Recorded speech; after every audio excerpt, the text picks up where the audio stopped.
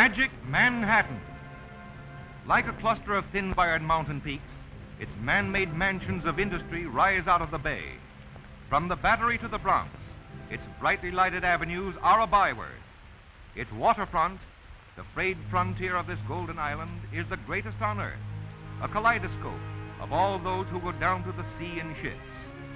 And no less than 10,000 ships each year come into New York Harbor from voyages to the seven seas to rest, exchange their cargoes, and then quietly slip away on their restless wanderings. Its more than 1,800 wharves and other waterfront facilities, if put end to end, would stretch almost one-third the distance across the United States. And more than 200,000 persons are employed daily to handle the traffic of the harbor. The tugs, approximately 700 in number, are an institution unto themselves.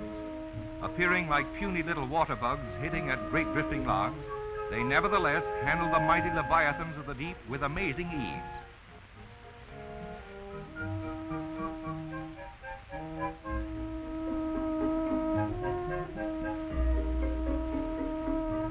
Innumerable are the types of seagoing craft in the harbor, from the most modern of ships to picturesque four-masted schooners, reminiscent of windjamming days of the almost forgotten past.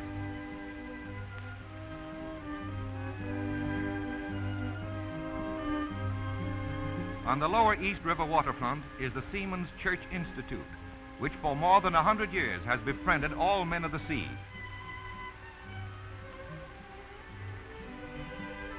Thousands of barges carry thousands of products about the harbor. An occasional line draped with freshly washed clothing is often the only outward indication that many of these barges are the permanent homes of those who tend them. This little girl has brought a doll and carriage up on deck. Hello there, young lady. How are you today? All right? Well, that's good. She and her little brother were both born on this particular barge, and it's the only playground they know.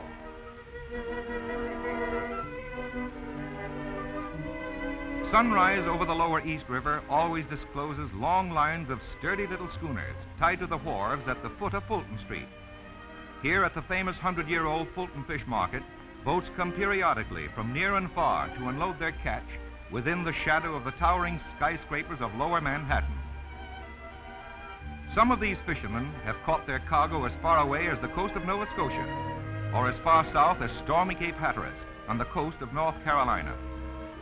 The Fulton Fish Market, of which this is but one pier, is the largest wholesale fish market in the world.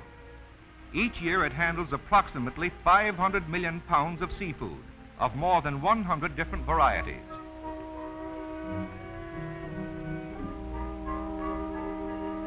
Nothing is more characteristic of the New York waterfront than these bulldog-like little tugboats that pull or push floating cargoes, often 100 times their own size. Let's go aboard one for a sail up East River for a midstream view. There's the famous Brooklyn Bridge.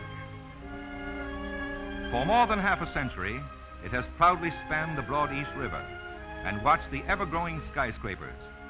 First of New York's great bridges, yet its 14,000 miles of cable continue to defy the ravages of wear and time, and it still retains its place as one of the principal thoroughfares to Manhattan.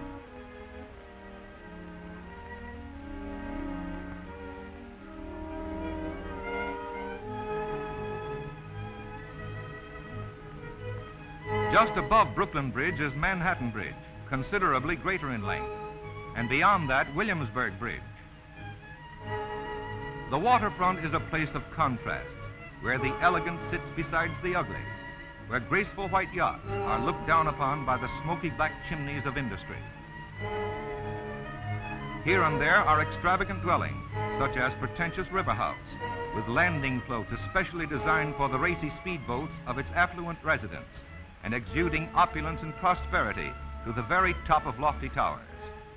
And then there are the jungles of the less fortunate, whose only homes are made of discarded boards and bits of tin collected in the back alleys of the same metropolis, and whose household furnishings come from ash cans and public refuse heaps, dead ends of Manhattan. They wander dejectedly about their shacks on this decrepit spot of the waterfront, like unholy ghosts of men who have failed in every opportunity that life in a land of opportunity can afford.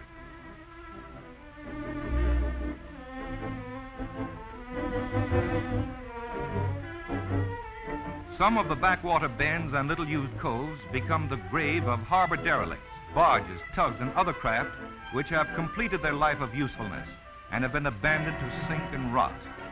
Even the out-of-water ends of some of these damp and dilapidated harbor wrecks are converted into homes for Manhattan beachcombers.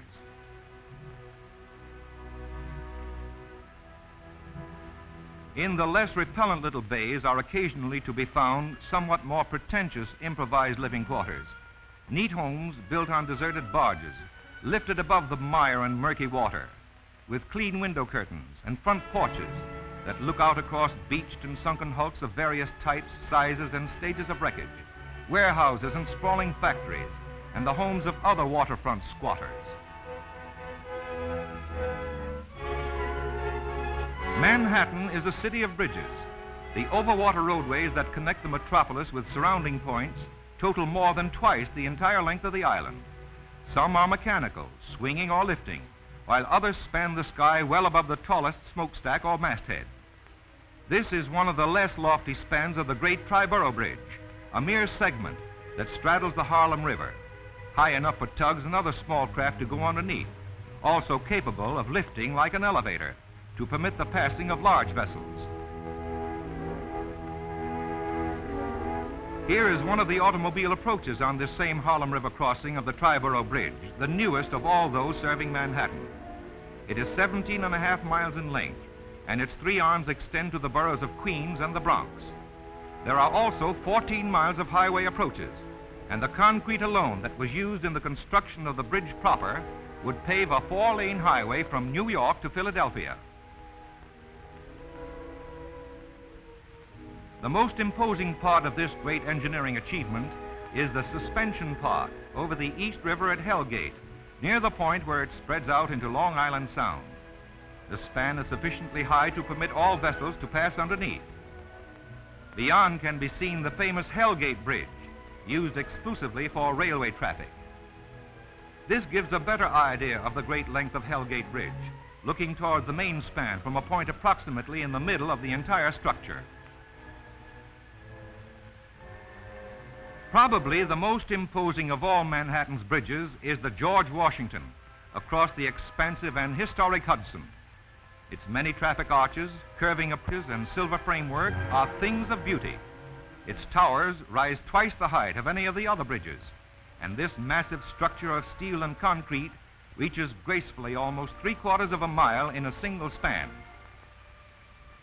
Skirting a goodly part of the western shoreline of the island is famous Riverside Drive, which looks out across well-hidden railway tracks onto the Hudson, where the battleships of many navies have anchored on parade, and where now and then, even today, an occasional antiquated square rigger can be seen tied to a wharf.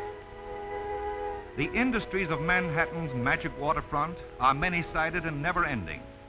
The falling shadows of evening bring no silencing to its towering skeletons of steel and fast-dropping and rising clamshell buckets, unloading barges of coal, sand, and gravel, or its great dry docks, capable of lifting great ships so that men may work under their monstrous keels. From sunrise to sunset and through the bleak, drab hours of darkness, round and round this ever-varying waterfront, from Hellgate's lofty bridges to the Battery that looks out toward the open ocean, there are sights at which to marvel and sights one may best avoid. Nature has indeed been kind to the little island on which the American metropolis is built, but were it not for the development of maritime transportation, which has made it a mecca of ships and merchants of the sea, its great harbor might be only a vacant expanse of inland water at the edge of the mighty Atlantic. No age, no century in history, no place on any continent has known such a monstrous melting pot of human and industrial accomplishment as is clustered about the Manhattan waterfront.